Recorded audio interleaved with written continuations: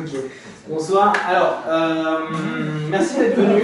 Donc, ce qu'on va faire là, c'est dans un premier temps, déjà remercier Julien pour nous prêter le local, nous permettre de nous réunir. L'idée, c'est vraiment de faire un partage de thérapeutes. Un thérapeute, alors certainement, ce sont des débutants, peut-être pas encore entendu tout à l'heure à auto-entreprise, etc. Se mettre sur les trucs, la SLH, etc. Donc c'est intéressant, on peut parler vraiment de tout. L'idée est vraiment de lancer une initiative qui est de vous permettre petit à petit, vous aussi de le faire de votre côté. Hein. Moi, j'ai tenté de le faire sur Paris, je vais continuer à le faire régulièrement. C'est de vous regrouper. Pourquoi? Parce que la plupart du temps, on est de différentes écoles, on ne se connaît pas forcément, on a des tendances, des croyances, des manières de fonctionner, on a des styles différents et il est important, il est intéressant, important, je sais pas, de pouvoir offrir des opportunités de compréhension, de vision. L'idée étant que personne n'a raison. Moi j'adore venir l'éricksonien, mais c'est parce que derrière j'ai fait de l'éricksonien, que je ne suis pas d'accord avec plein de trucs et que j'ai mon opinion dessus. Pour autant, je taquine beaucoup, mais je respecte le fait qu'on le fasse. Je taquine plein de trucs, mais je respecte la dynamique. Pourquoi? Parce que dans chaque dynamique, vous allez trouver ce qui vous correspond, ce qui va correspondre à votre partenaire. Il n'y a pas une vérité. S'il y avait une vérité, on ferait tous la même chose. Et c'est absolument pas l'objectif. Donc, chacun a, dans ses croyances, ses valeurs, dans sa manière d'aborder la thérapie, une manière de fonctionner. On n'est pas là pour dire, tiens, il y a une vérité. On est là pour partager chacun sa carte du monde. Ça parle à tous les PNListes et hypnos. C'est vraiment, on voit comment chacun peut percevoir des choses. Alors, il y a plusieurs manières de faire. On peut très bien fonctionner dans une dynamique qui va être plutôt... soit vous lancez des thèmes et on commence un peu à parler, à voir. Là sur Paris, la première, j'ai pas mal papoté parce qu'il y avait des questions. Moi je peux répondre à toutes les questions. Le but n'est pas que vous vous ennuyez avec 40 000 informations, mais l'idée est plutôt de vous rencontrer, vous voir, comprendre, voir d'autres systèmes techniques. Qui est-ce qui a fait les mêmes écoles les uns avec les autres, qui se connaît en fait déjà? D'accord. Vous avez fait quoi comme type d'école? C'est quoi comme Éricksonien. Éricksonien. Qui est-ce qui a fait autre chose qu'Éricksonien? D'accord. Est-ce qu'il a fait autre chose que l'hypnose? Moi. Ouais. Je suis tabacologue et diététicienne. Yep, ok, nice. Qui est-ce qui a fait en plus de l'hypnose autre chose? On a fait le MDR avec l'équivalent de MDR, Julien. tout ça. Voilà. Ok, vous avez vu un peu de PNL, Oui. analyse transactionnelle. Oui. Ouais, tout ce qui est psychothérapie et autres, vous avez étudié un petit peu, psychanalyse. D'accord, donc ce qui va être intéressant, c'est un petit peu de voir vos perceptions. Qui est-ce qui enseigne, qui reçoit depuis plus de 2 ans? D'accord. Pas en hypnose. D'accord. En quoi tu reçois? Je suis en coaching. En coaching, ok, cool. Et toi donc en tabaco? Ok. Donc plus de 5 ans? Ça fait plus de 5 ans que vous faites? Ça fait 10 ans. Cool. Nice. Donc, tous les autres, vous êtes en train de vous développer dans le système. Qui est-ce qui apprend encore? Moi, j'apprends pas, j'ai lu... Oui, tu suis ton cursus de formation. Moi, je suis pas en formation, j'ai juste eu des séances avec PNL et hypnose, mais j'ai pas encore entamé de formation. Ok, nice. Moi, j'apprends tous les jours. Ouais. Non, mais ça, j'apprends tout seul pour l'instant. Ok. Depuis 2 ans. Autodidacte, génial. Moi c'est pareil, mais depuis un peu avant janvier, et en fait j'ai surtout découvert une bonne partie d'hypnose grâce aux vidéos que tu as faites. D'accord. Et un autre qui est sur Strasbourg, je crois. Ouais, Et... Poulpi, yes. Ouais, c'est ça. Nico. Yes, cool. Moi, je m'y intéresse. Ouais. J'ai été patiente, donc Ok. voilà, j'avais envie de voir plus. Ok.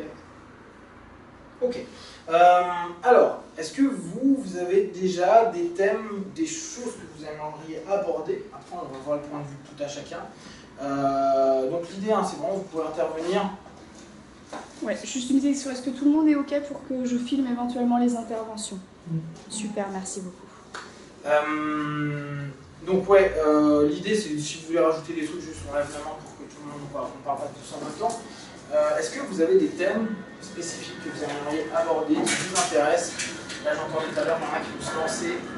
Est-ce qu'il y a des choses que vous voulez aborder, voir, comprendre? Moi, j'ai pas la science infuse, hein, mais je vais vous donner mon petit point de vue sur certaines petites choses. Ouais. Parce que depuis un moment que j'étudie un petit peu l'hypnose et des trucs comme ça, à chaque fois qu'on parle d'école pour se lancer en tant qu'hypnothérapeute, etc., on parle toujours d'hypnose ericksonienne. Et toi qui fais beaucoup, qui est plus dans le Hellmanien, savoir s'il y a un cursus particulier pour faire de l'hypnose hellmanienne, des écoles, des trucs comme ça, parce que finalement il y a peu de choses qui sont mises en avant pour l'hypnose hellmanienne par rapport à l'ericksonienne. D'accord. Alors, de manière générale, en France, on a 95% des praticiens en hypnose qui font de l'ericksonienne. La raison est très simple et très cohérente. Erickson était un psychiatre, il a une valeur d'autorité médicale, donc à partir de là, nous, qui avions développé pourtant à l'époque des choses très intéressantes avec Bernheim et Charcot, on a mis de côté, on a repris la facette anglo-saxonne à un moment donné, parce que ça fait plus sérieux de dire le mec est psychiatre, hypno, et qui a permis que l'hypnose s'intègre dans l'American Medicine Association. Donc vraiment un truc sympa. Donc en France, tu vas pas trouver des masses de choses différentes, hormis, on va dire, des tendances dites modernes. La tendance dite moderne, tu vas retrouver ça, type à l'IFH, c'est les médecins surtout qui vont taffer là-dessus. L'hypnose moderne, ça va être de l'hypnose ericksonienne à 80%, ils vont rajouter beaucoup de PNL et parfois d'autres trucs de systémie. Après, tu vas trouver le mouvement que Lockhart lui a lancé, qui est l'humaniste. Vous connaissez tous l'humaniste. Donc, là, hormis Olivier Lockhart et ses élèves de l'IFHE, ça se développe, mais ça va être quoi? Ça va être 2% des personnes.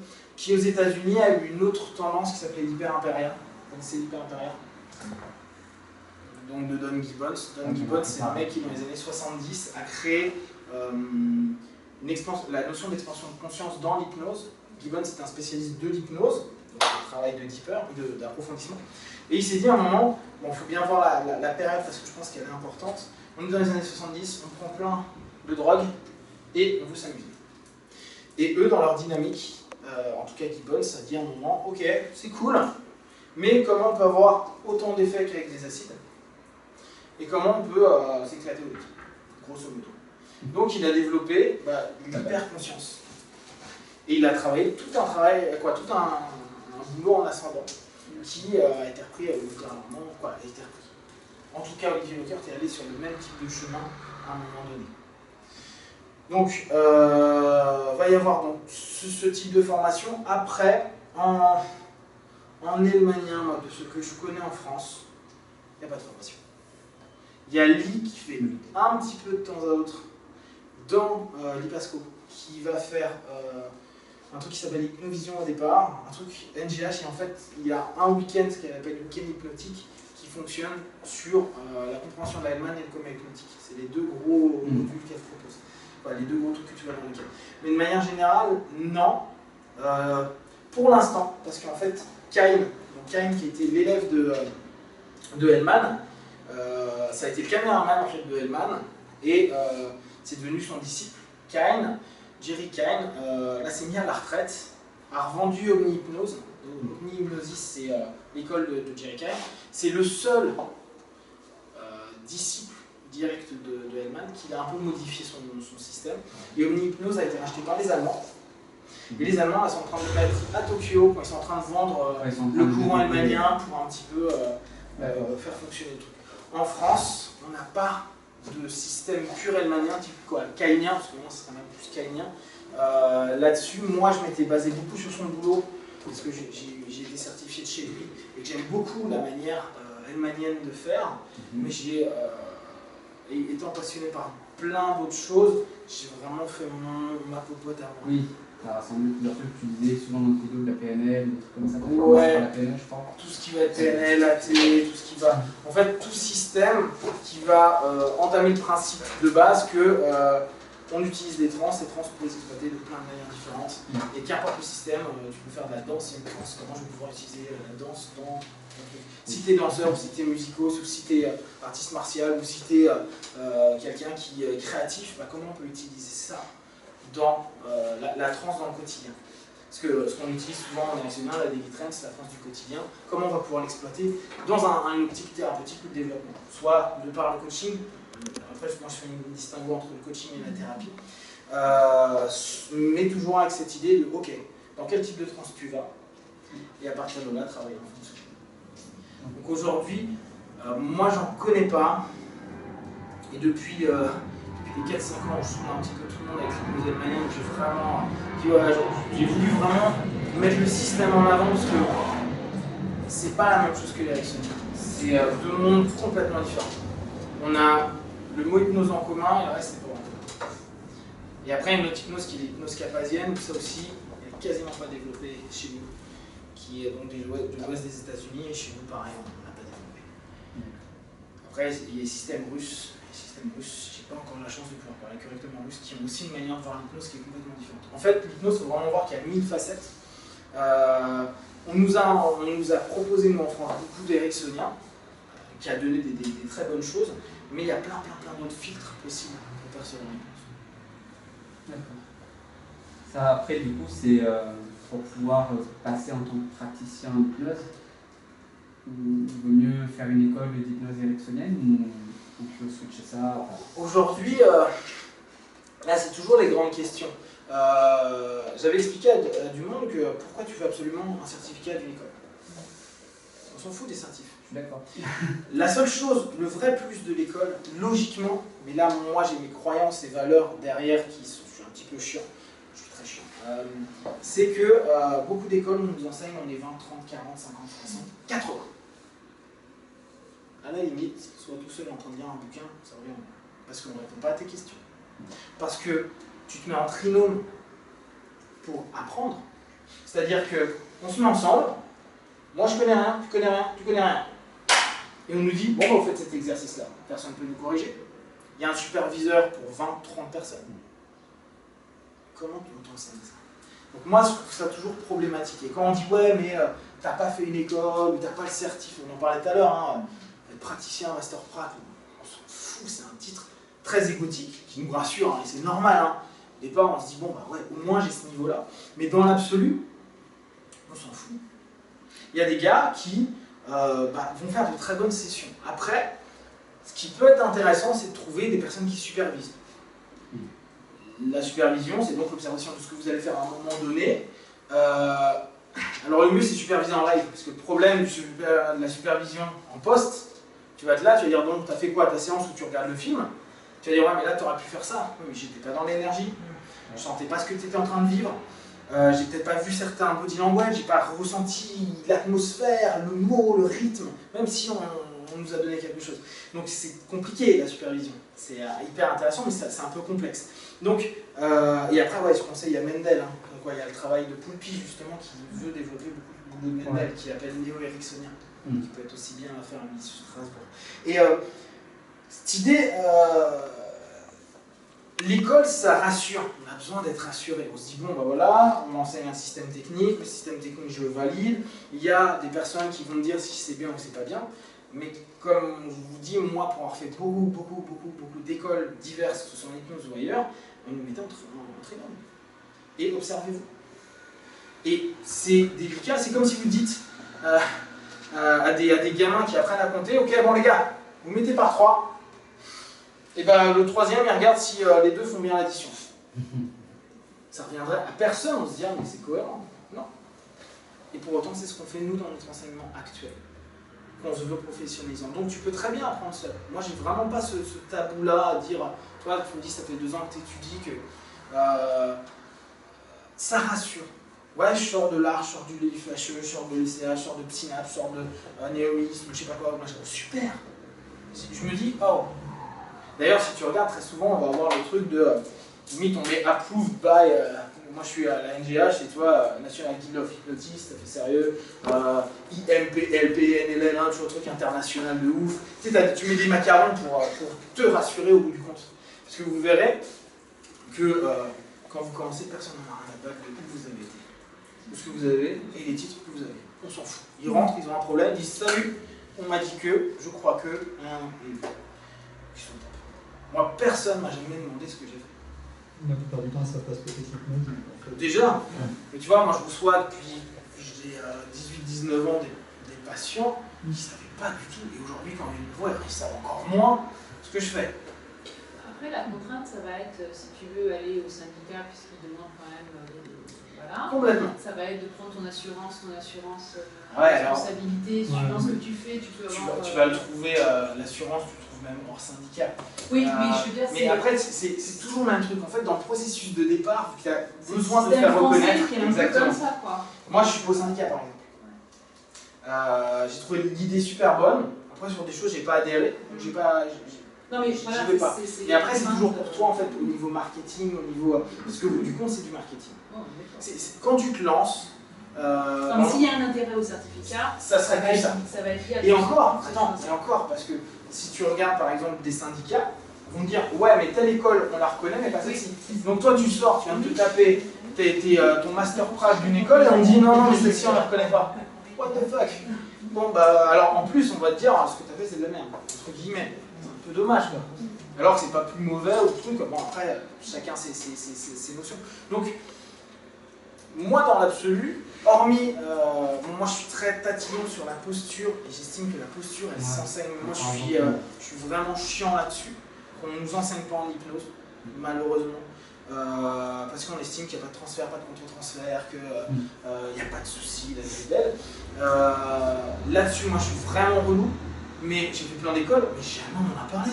Moi, si on m'a dit oui, faites attention au transfert, contre-transfert, et puis, donc tu le sais intellectuellement, mais tu ne sais pas ce que tu vis, tu ne sais pas comment, etc. Qui vient davantage de la psychanalyse, donc, qui est notre introspection de toi-même. Après, ce qui va jouer énormément, là c'est pour les personnes qui se lancent, il faut penser, vous créez une boîte. Vous aimez votre job, vous aimez ce que vous faites ça pour plein de raisons différentes, mais vous faites du business. Ça crise tout le temps à se dire, ah non, moi je fais pas ça pour ça. Mais si tu n'as pas de ROI, de retour sur investissement, tu continues pas. Donc, ton job, c'est d'abord te faire connaître. Donc, c'est être partout, être accessible, etc. etc. Qu'importe où tu es.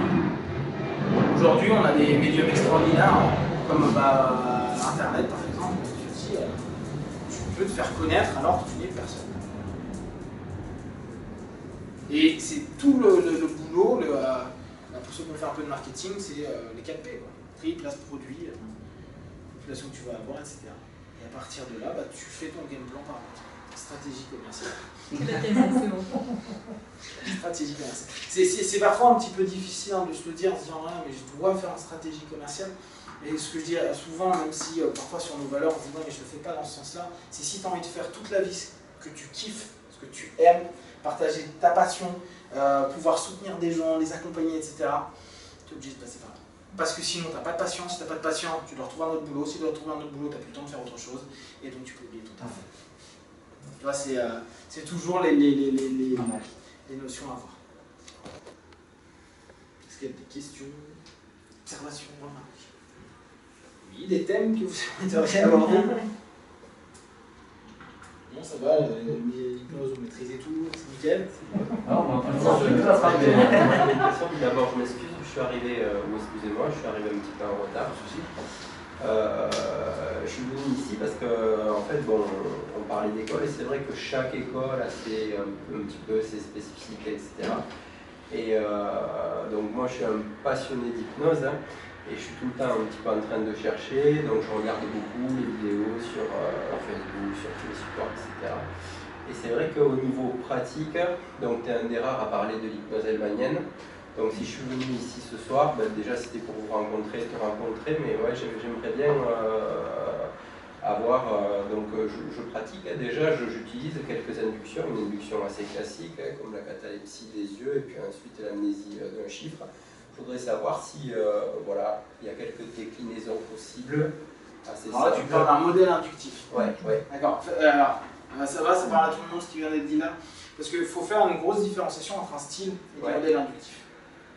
L'hypnose de Serre, c'est modèle inductif, l'hypnose de Rue, c'est modèle inductif, l'hypnose riemannienne, c'est modèle inductif, l'hypnose harrisonienne, c'est modèle inductif. C'est pas pour autant que c'est le style. C'est important de se rendre compte qu'une école, elle n'est pas vue par rapport à une induction. Oui. Tu fais un butterfly. Butterfly, c'est Serbonne qui l'a créé. Maintenant, on le trouve en street. Vous connaissez tous la butterfly là? Oui. Ouais,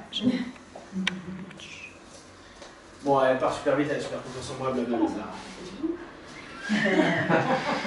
Regardez, ce qui est génial, c'est qu'elle est déjà barrée, donc j'ai même pas besoin de faire le truc. Mais non, regarde, tu la cool. Donc vous voyez qu'elle est déjà barrée. Comme vous l'êtes tous, parce que vous êtes déjà en focalisation interne pour se dire mais qu'est-ce qu'il va nous faire là? Je vous fais une attente de base, on tourne dans tous les trucs. Donc focalisation, vous dites mais il va le faire à un moment ou à un autre. Attente, ça crée encore plus de focalisation, donc vous êtes dans une transe.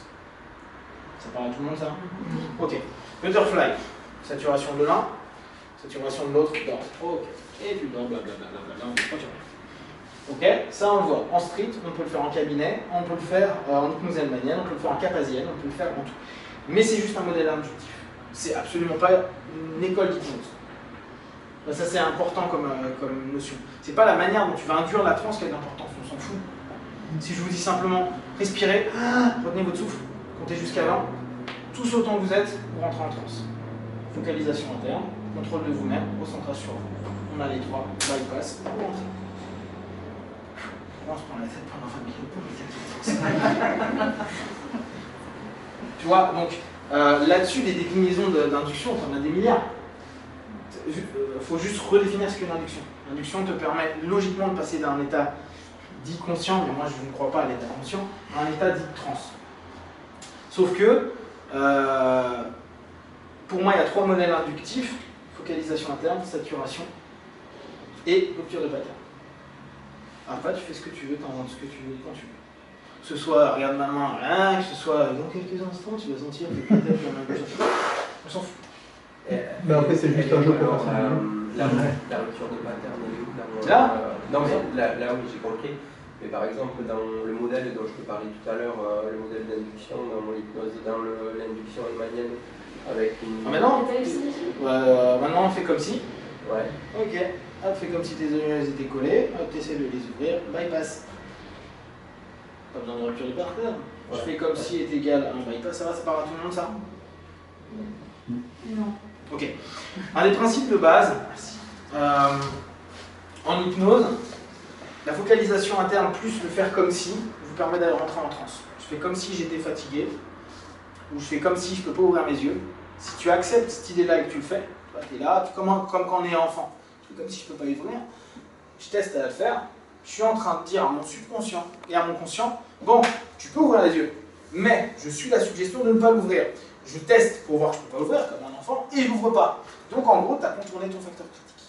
Facteur critique qui étant le principe de dire, à un moment T, je pourrais l'ouvrir mais je ne le fais pas. Et à partir de là, après on n'a que le deepener. L'induction Hellman, c'est que ça, fais comme ça. Ça reviendrait à un ericksonien qui dit, fais comme si ta main, petit à petit, elle va s'approcher de toi et tu la laisses s'approcher. D'accord. C'est exactement le même truc. Sauf qu'on va dire, on va plutôt faire la main qui rêve. Après, c'est une manière de faire. Mais là, on n'a pas de rupture de pattern. On a un contournement du facteur critique au travers d'une focalisation interne. Et ce que tu m'as dit tout à l'heure, c'est que tu peux faire la rupture de pattern simplement verbalement, finalement. Bien sûr, ouais. Bien sûr. Quand on est sur des notions indirectes ou de la négociation, tu peux...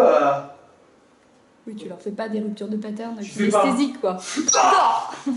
Et maintenant tu achètes. Tu passes non, tout de suite, tu es en mode cool et tu vas faire... ouais, c'est comme si... Attends. Ouais, tu reprends ton truc.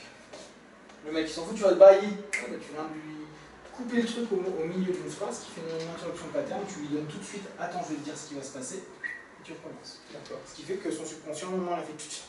Et tu lui as inséré une suggestion pour après le dipper. Ouais. Là, le principe, il est hyper simple. L'induction, moi j'en ai rêvé, genre, vraiment qu'ils font, c'est génial, les gens ils dorment comme ça.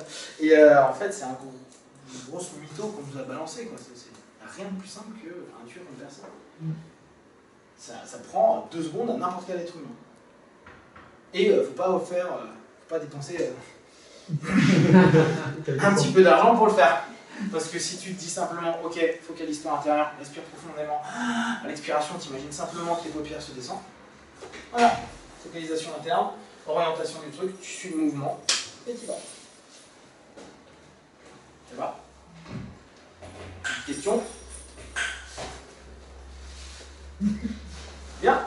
Alors, dans cette rencontre, qu'est-ce que vous aimeriez, vous, comprendre, connaître, peut-être d'autres styles, d'autres manières de voir, d'autres manières de percevoir? Qu'est-ce qui vous intrigue, vous intéresse? Quel type de problématique vous avez pu avoir même en cabinet? Ouais.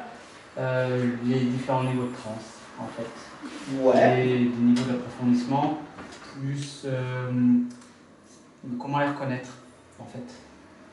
D'accord. Et moi, pour compléter, je pense que c'est un peu dans le même sens, je pratique quasiment depuis le début en fait, des hypnoses profondes avec mes partenaires, des ultras, des ultras, voilà.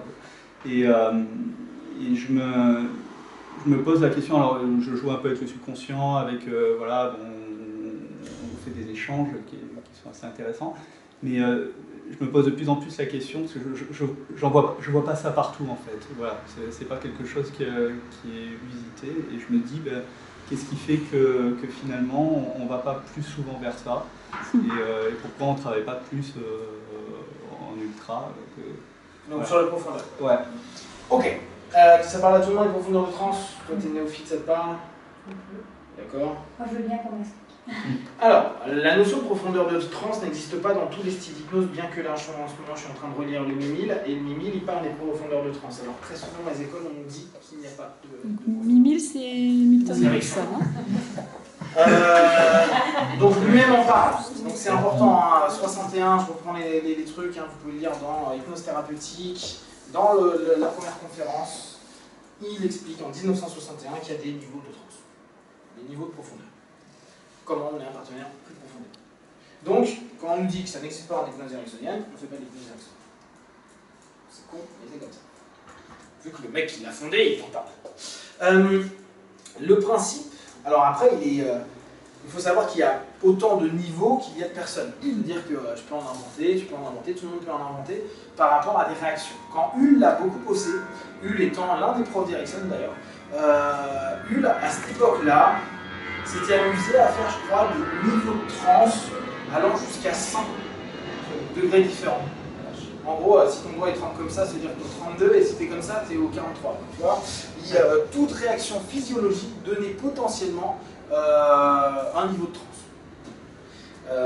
Bon, alors faut voir, hein, parce que c'est quand même super amusant, si vous lisez un petit peu les études qui ont été faites sur l'hypnose, c'est toujours sur des petits groupes, sur un petit délai de temps, et c'est pas super clair leurs études. Regardez ce qu'ils font, soi-disant, au niveau universitaire, au niveau des thérapies cliniques brèves, et là, on peut même parler de Palo Alto. Parce que Palo Alto, ouais, ils ont fait des trucs, mais sur combien de personnes? Sur combien de temps? Ils étaient quand même dans un gros délire, à l'époque, de vouloir trouver quelque chose de nouveau. C'est super Palo Alto, moi j'adore, mais quand tu veux un peu te renseigner et te dire, bon, ok, donc Bateson, t'as fait ça sur combien de personnes? C'est marrant, ça. T'as vachement mal. Ils ont fait ça sur 5 personnes, sur 10 séances. Et on dit que c'est scientifiquement prouvé. Donc, Hull et Erickson, etc., ils ont eu le même principe. Hein. Et cette notion de niveau exprime en fait que nous vivons dans des transes qui vont être différentes en fonction de ce que l'on peut ressentir à l'intérieur et surtout de la connexion qu'on va avoir entre le conscient et le subconscient. C'est ça l'idée. C'est comment mon conscient et mon subconscient vont, moi c'est ce que j'appelle une stabilité de transe, vont réussir à un moment donné à se coordonner. C'est-à-dire qu'on n'est plus dans l'opposition et le monologue conscient vers subconscient, subconscient vers conscient, mais on va avoir un dialogue. Donc une équilibre de transe. Et dans cet équilibre de transe, on va descendre et on va en gros se connecter davantage et rendre de plus en plus stable cette transe. Ça va, ça parle à tout le monde ça? Ok. De cette notion-là, le premier niveau que Hellman, lui, a estimé être un équilibre de transe, quoi, il ne parle pas d'équilibre de transe, hein, mais que moi je traduis comme un équilibre de transe, c'est le niveau somnambulique. D'accord? Le niveau somnambulique, c'est un des niveaux de base de chez Hellman. Donc chez Hellman, il dit niveau léger, moyen, profond, somnambulique. Et après, il y a coma hypnotique. Ça va, ça parle à tout le monde? Cette notion-là, elle a été reprise beaucoup par Hellman parce que, selon lui, ses recherches, mais il faut voir que Hellman est issu de l'hypnose de scène, la radio, on s'en fout, mais il faisait beaucoup d'hypnose de scène. Or, en hypnose de scène, une transe légère n'apporte pas nécessairement le retour que nous souhaitons au travers des phénomènes hypnotiques que nous attendons. D'ailleurs, vous allez le voir dans vos pratiques, si vous vous amusez à faire la main qui rêve, il y en a, ils ne vont pas rêver. Ils ne veulent pas. Parce que le niveau de transe n'est pas connecté à un niveau suffisant pour, à ce moment-là, travailler sur un phénomène hypnotique de ce type-là. Et c'est pas très grave, on vous apprend, oui, il faut une catalepsie de bras, et si le gars est tout mou, c'est l'équivalent d'une catalepsie de bras. Sauf que souvent, on attend la catalepsie de bras. Le mec qui est en mode galère, putain. D'accord? Hormis Kappa, qui lui est un gros vénère, qui veut dire ton bras, il va se lever, il va arriver là, il n'y a aucun autre hypno qui le fait. En général, on fait ça de manière douce, permissive. Donc, les niveaux de transe, les niveaux de profondeur, étaient très peu utilisés par d'autres gars que les gars de la scène. Et tu le vois, ils savent qu'il faut te mettre en catalepsie, même mineure, pas majeure, mais que sur une partie de ton bras pour te faire une catalepsie totale de corps. Super simple, si tu n'arrives pas à replier ton bras, bah je sais que le niveau de profondeur va me permettre dans un phénomène hypnotique de le faire arriver à tout ton corps et de devenir complètement raide. Et à partir de là, lui, il a travaillé donc à faire descendre le partenaire pour arriver dans un niveau qui permet de recevoir facilement la suggestion tout en étant conscient de cette suggestion.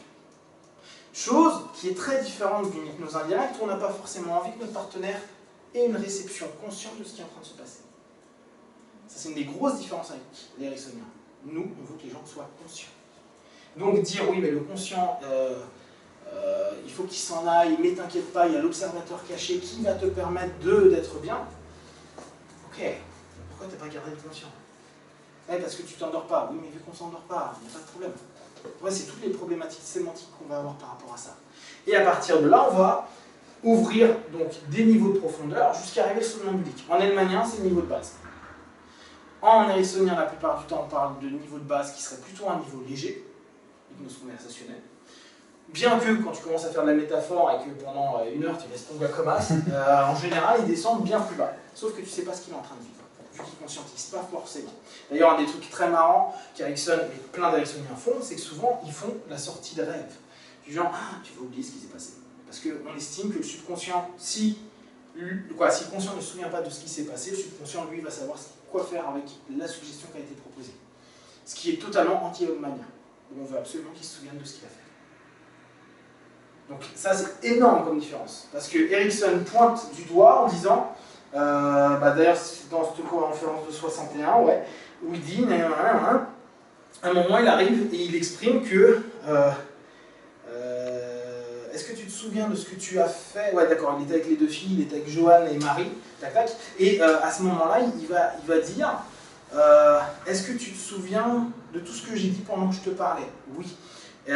Et là, maintenant, si je te demande précisément de me dire de quoi je parlais, est-ce que tu pourras me dire ah, ça commence à devenir un peu plus lointain? D'accord, et si tu laisses ça aller, comment tu te sens?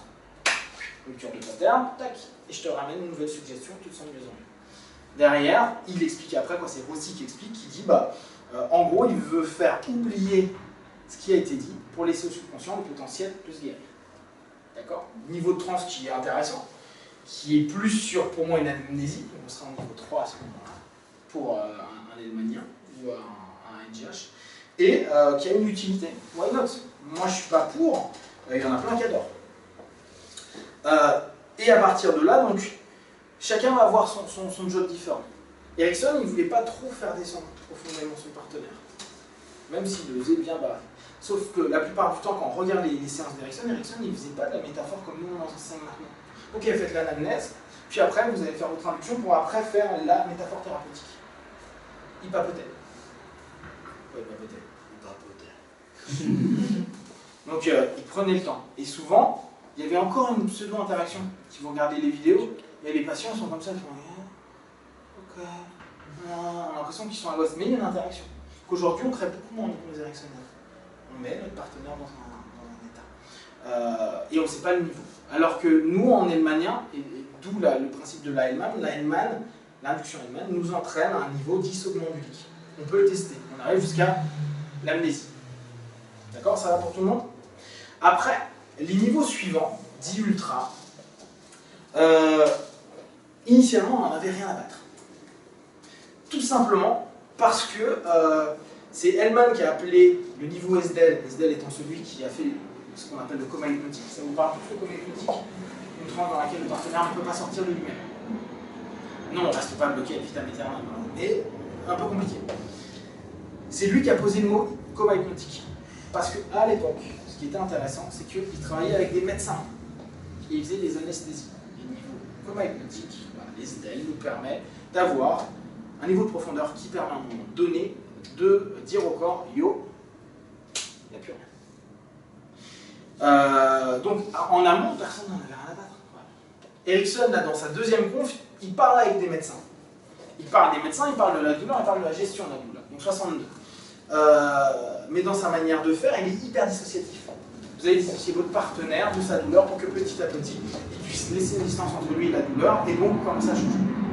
Hellman, il était bien, je te fous en niveau coma, on fait l'opération, on n'en parle plus. J'ai pas besoin de te déblatérer 40 trucs en même temps. Donc à ce moment-là, on était déjà sur deux types différents, et nous, la profondeur de transe a de l'importance puisqu'on a un objectif derrière. Il faut bien penser, Hellman aidant des médecins, il n'était pas médecin, il disait bien, moi je suis pas médecin. Il s'occupe des dentistes et des médecins pour opérer. Donc à partir de là, il offrait, il travaillait sur un objectif complètement différent. Les deux autres, moi ce que j'ai appelé Ultra Évolution et Ultra Abyss, c'est d'autres gars qui l'ont trouvé. L'Abyss, donc c'est ce qu'on appelle Ultra Depth, c'est Secord, l'état Secord. Et Ultra High, c'est Jerry Kyle qui l'a trouvé. Mais ça a été travaillé que très récemment, ça date de 20-30 ans. Parce qu'il y a encore 4-5 ans, l'IPASCO rentrait dans un séminaire. Il y a une convention de l'IGH, donc National Club of Hypnotists, tous les ans aux US, là dans le Massachusetts. Massachusetts? Yeah, sure. Sure. Donc là, ça a lieu dans 3 semaines. Et c'est un petit peu comme ce qu'ils vont faire le congrès d'hypnose. Il y a plein de conférences de plein de gars super beaux. Et dans cette dynamique-là, ils étaient en train de triper parce qu'une meuf avait réussi à faire un coma hypnotique où elle avait mis tout le partenaire en coma hypnotique, niveau de transe, profond, mais le bras, il y avait un signaling. Et c'était genre, paroxysmique. Bon, pour te dire qu'ils n'ont rien à battre. C'est-à-dire que depuis que Hellman est mort, il y a Cain, donc Cain, il a formé plein de gens, mais quasiment personne n'a bossé sur le coma hypnotique. Ça n'intéresse pas. Parce que le mouvement ericksonien est très puissant sur plein de choses, et les niveaux de profondeur, on les a déjà zappés, vu qu'on nous dit, les écoles nous disent, pas le patron, que à ce moment-là, il n'y a pas de profondeur de transe. D'où cette notion-là. Et donc tout ce qui est très profond ou très élevé, c'est deux choses qui ne sont pas du tout travaillées. Alors qu'on en parlait tout à l'heure, principe d'autonomisation de notre partenaire quand on est dans des principes de transe profonde. Quand le partenaire est suffisamment mûr pour le faire, parce que c'est vraiment une maturité, ça permet d'autonomiser notre partenaire. Parce qu'il a un travail, il descend dans un niveau de transe qui va lui permettre d'aller en contact avec des parties bien spécifiques de son subconscient et ou de son inconscient. Ça va, ça parle à tout le monde? Tu peux expliquer la différence subconscient et inconscient? Alors, oui, c'est vrai que selon les écoles, c'est pas la même chose. Alors, déjà, on va reprendre un truc tout bête, la définition de l'hypnose. Pour la plupart des personnes qui ont étudié sur un courant indirect, ça va être c'est un état modifié de conscience. L'hypnose est un état modifié de conscience. Pour moi, l'hypnose est une discipline, c'est déjà pas un état, qui utilise la transe, qui lui est un état. Et la transe, c'est la connexion entre le conscient et le subconscient. Et on a atteint ce rapport-là en contournant le facteur critique. Le conscient, c'est quoi? C'est tout ce qui est mémoire à court terme, c'est tout ce qui va être logique et analytique. Et ça va être vraiment ce qu'on utilise le moins en fait, mais qu'on a l'impression de beaucoup utiliser. Donc c'est plus ou moins le néocortex. Le subconscient, c'est plus ce qui serait lié au limbique, donc on a toutes les mémoires à long terme, on a toutes les émotions, on a toutes les valeurs, toutes les croyances, et on a tous les patterns. Et l'inconscient, c'est ce qui va être lié au sympathique parasympathique, donc c'est-à-dire au corps en tant que tel. C'est ça où on fait nous une grosse différence. Donc pour nous, l'inconscient n'est pas le subconscient. Et l'inconscient et le subconscient ne sont pas des génies. Ce qui change aussi beaucoup de choses. Pour nous, on ne va pas laisser une suggestion et dire ton subconscient va trouver la solution tout seul. On va dire ton subconscient, c'est un petit con qui te fait chier depuis que t'es un gamin, et maintenant on va... Ça change énormément de choses dans l'approche des choses. C'est-à-dire que je ne vais pas donner une notion à dire peut-être que tu arrêteras de fumer ou peut-être pas. Ton corps sait ce qui est bon juste pour lui parce que tu es en lien avec les boîtes qui volent, etc. Non. On va lui dire en gros, bon, typique Kyle qui n'est pas très sympa mais qui est un gros classique de l'hypnose tabac, t'as deux chemins. T'en as un, il est pourri, tu vas crever, c'est l'enfer, tu es déjà en train de mourir en train de faire le truc. C'est l'enfer, c'est le pire truc que tu peux avoir. T'as mal à la gorge, mais c'est rien mon pote. Ce qui va se passer dans 2-3 jours, mais même tout de suite, tu es en train de sentir que ça monte. Tu sens qu'à chaque fois que tu respires, ça devient de plus en plus dur. Ou de l'autre côté, tu peux prendre, c'est super cool et tu te sens vachement mieux. Mais il te fait ça pendant la truc. C'est typique de je propose au subconscient ce qui est le plus juste pour lui. Qu'est-ce que tu veux faire maintenant? Qui veux-tu devenir? Je veux devenir un fumeur. T'es sûr? Parce que tu peux continuer à fumer. Et tu peux continuer petit à petit à dégrader ton corps. Alors on va dire, ouais, c'est pas très dur. Mais c'est une des manières, en fait, très animaliennes de faire. Parce qu'on estime que le subconscient, s'il savait tout, on ne serait pas malade. On n'aura pas de problème. Donc, partir d'un principe où tu laisses le Milton Model, pour ceux qui ont étudié la PNL, un truc assez évasif parce que tu estimes qu'il va aller prendre ce qui est bon pour lui permettre d'aller mieux, ça peut fonctionner. Et ça, moi je dirais jamais l'inverse, seulement c'est trop l'idée, trop la roulette. Je sais pas. Moi, je veux savoir ce qu'il fait, comment, pourquoi, etc. Donc là, on crée des notions différentes. Est-ce que c'est clair pour au niveau profondeur? What? D'autres questions? Donc là, concrètement, pour rebondir sur ce que tu viens de dire, ouais. Comment tu as adapté ta pratique ou intégré les autres techniques, etc., pour avoir des séances performantes et que les gens repartent en ayant vraiment... Sur ma coach. Alors, moi, résultat. Moi, le premier truc, c'est que, première chose, j'attends rien des patients. Oui, non, mais... Et je vais surtout pas les aider à guérir.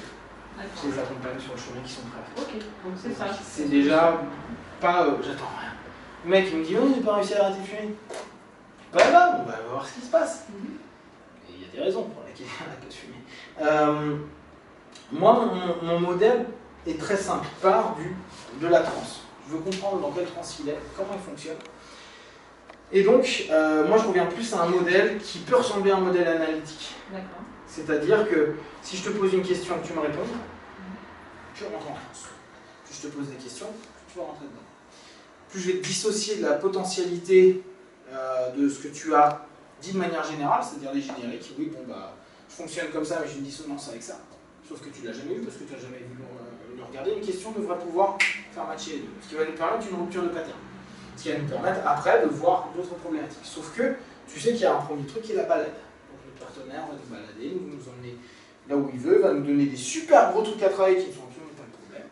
Et l'idée est donc de toujours suivre sa transe, comprendre sa transe, comprendre comment il fonctionne. Je pars de l'inverse de ce que moi j'ai adoré pendant des années en PNL. On s'en fout de savoir pourquoi tu vas mal. Ce qui est important, c'est de savoir comment faire pour que tu ailles bien. Sauf que si à chaque fois tu crèves ton pneu, tu changes ton pneu et tu recrèves, et tu rechanges et tu recrèves, à un moment ou à un autre, il va falloir poser la question pourquoi ça crève. Il faut que tu changes de voiture. Sauf qu'on ne peut pas faire ça. Donc, pour moi, le pourquoi est hyper important. Et que la personne prenne conscience, encore plus d'importance. La prise de conscience est une rupture de pattern. C'est pour moi l'absolu de nos disciplines, là, je veux dire, dans ma pratique, c'est la question qui va te permettre à un moment ou à un autre d'avoir cette espèce de connexion qui va se faire. Ton pattern qui va faire, c'est complètement con, paf, qui va commencer à se distordre en premier temps. Et automatiquement, tu vas trouver toi-même tes propres suggestions. Parce que tu trouves tes propres réponses, vu que tu trouves que c'est complètement con. Mais j'aurais dû simplement faire ça. Qu'est-ce que ça te fait quand tu dis simplement ça? Non mais c'est super clair, et quand tu te reconnectes à ton truc, j'en sais rien, c'est comme si c'était plus là. Okay. Sauf que avant d'arriver à the question, et un jour, parfois tu l'as. C'est tout le travail, il va être sur ça. Donc moi derrière, je vais travailler beaucoup avec les trans, la trans que tu m'offres, comment tu me l'offres. Je vais voir, moi j'inclus beaucoup la télé. Ne serait-ce que dans la manière dont tu m'as posé la question. Est-ce que tu étais en femme, adulte, est-ce que tu étais en mère, ou est-ce que tu étais en petite fille? Tiens, ok, tac. La sonorité, comment tu as fini ta phrase, etc. Ok, je sais plutôt vers quoi tu veux aller. Donc te dire, tiens, c'est marrant, je vais me parler de cette manière-là. Ok, blablabla. Et intégrer des notions datées comme ça. Je vais intégrer des notions d'énéagramme. Ok, il a plutôt tel flux à un moment donné, ce qui va nous donner telle cohérence-là. Je vais pouvoir poser telle question sur son type de personnalité pour voir si c'est ça, réellement sa motivation ou simplement ses comportements. Si c'est juste ses comportements, comment je vais faire pour voilà. Et petit à petit, bah, je m'entraîne à voir si c'est pas simplement du comportemental ou si c'est du motivationnel, par exemple. Je vais utiliser les impulsions, bah, ça dure 2 secondes. Ok, à l'intérieur de toi, ferme tes yeux comme si, ok. Et après je type. Mais ça va dépendre de qui. Par exemple, vous connaissez un peu l'énéagramme? C'est un type de typage de... C'est une méthode de typage de personnalité qui est plutôt bien foutue. Et par exemple, tu sais qu'une personne qui va être plutôt mentale, eh ben, je ne vais pas m'amuser à la mettre en transe. Je ne vais pas lui faire le rituel de... Ou je vais encore moins lui faire dans quelques instants, peut-être qu'un jour demain, rien. Je vais jouer sur son mental. En allant chercher après son émotionnel, son instinctif, ou en allant toucher l'instinctif pour aller toucher l'émotionnel.